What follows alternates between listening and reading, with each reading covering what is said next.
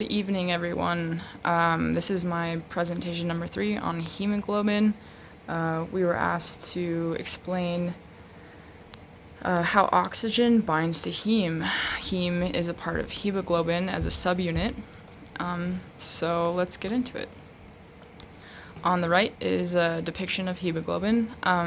We will be inferencing and examining the heme subgroups of hemoglobin and the structural changes and affinity towards binding to CO2 and oxygen. Alright, so hemoglobin, like I just said, contain heme groups. Heme protein plays a vital role in numerous biological processes. It's made up of 4 polypeptide chains, an alpha beta 1, alpha beta 2, respectively, to be comprehensive for 4 chains. These chains create a quaternary structure. The heme is a prosthetic group, is ring-shaped and non-planar.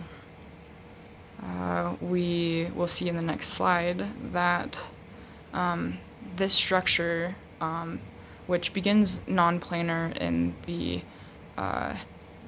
deoxy state, or the deoxygenated state, due to the central iron ion, will thusly transition to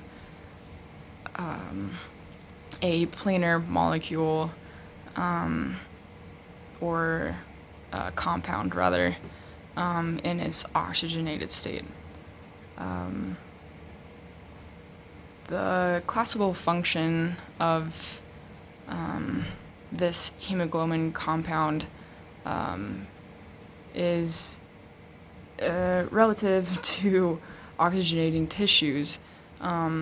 So this oxygen transported into the tissue is made possible by passive diffusion, and it is driven by gradients of oxygen tension.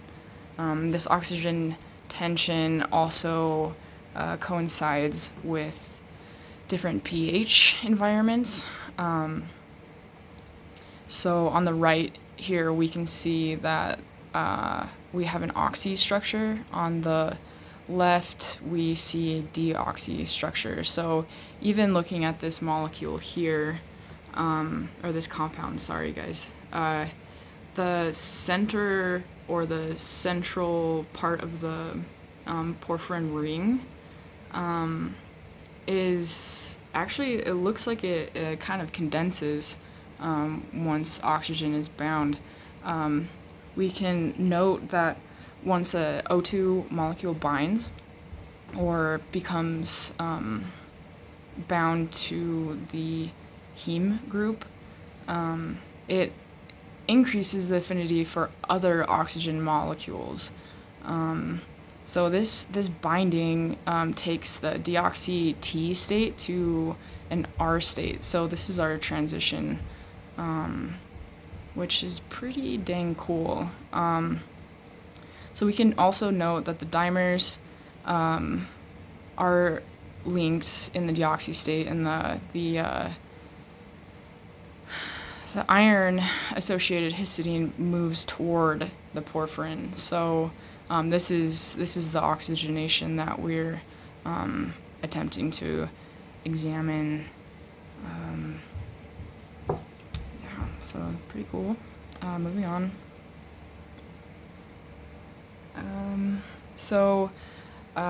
Talking a little bit more about binding capacity and the aforementioned pH environment.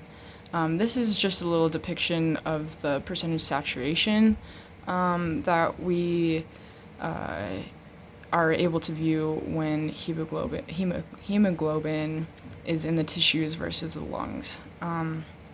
So as the CO2 increases in a certain tissue, i.e., a capillary, we know that CO2 is acidic. And so, as water is present in those tissues, the capillary pH decreases because of the interaction of and chemical reaction of CO2 and water. So, yeah, we can see that here. Pretty quickly now, we are able to learn about the Bohr effect, which, in reference to pH, we have hydrogen ions, whether it's a concentration or a lack thereof.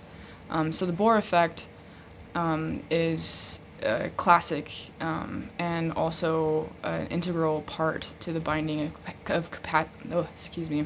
to the binding capacity of oxygen to heme. So as we see here, the reaction of hydrogen ions and carbon dioxide with hemoglobin causes the release of O2. So in speaking of hydrogen concentration and when CO2 sorry guys, long day. CO2 concentrations are also low. The heme are structurally deoxy as depicted before. When we breathe out, this is basically deemed waste, and moving from the capillaries to the lungs, we can return to the oxy state by taking a breath in. I hope you all find this comprehensive, and thanks for watching my presentation.